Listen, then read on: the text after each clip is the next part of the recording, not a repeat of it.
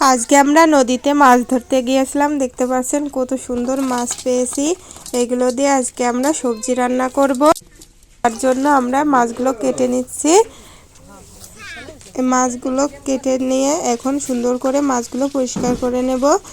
যতক্ষণ না সাদা হয় ততক্ষণ ধুতে থাকবো। তারপরে এই তো দেখতে পাচ্ছেন আমাদের মাছগুলো ধোয়া কমপ্লিট, কত সুন্দর পরিষ্কার হয়েছে। এখন আমরা সবজি কেটে নেব।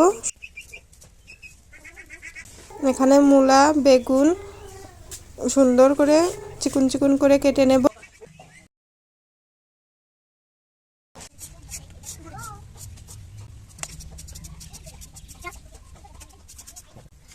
আলু কাটার পরে এখন আমরা কেটে নেব পেঁয়াজ।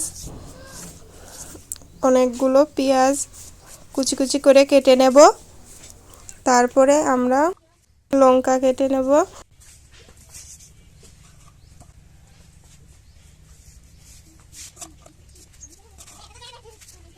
লঙ্কা কাটা শেষে আমরা এগুলো সুন্দর করে পরিষ্কার করে ধুয়ে কড়াইতে নিয়ে নেব। এখন একে একে মশলা দিয়ে দেব। এই তো দেখতে পাচ্ছেন লবণ, হলুদ দিয়ে সুন্দর করে আগে চিটকিয়ে মেখে নিব। এই তো দেখতে পাচ্ছেন সুন্দর করে চিটকিয়ে মেখে নিচ্ছি। এখন মাখা শেষ হলে পরিমাণ মতো তেল দিয়ে দিব।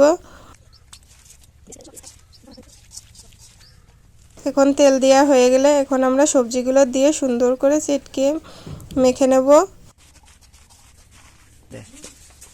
এখন মাখানো শেষ হলে এখন আমরা মাছগুলো সবজির সাথে মিশিয়ে মেখে নেব।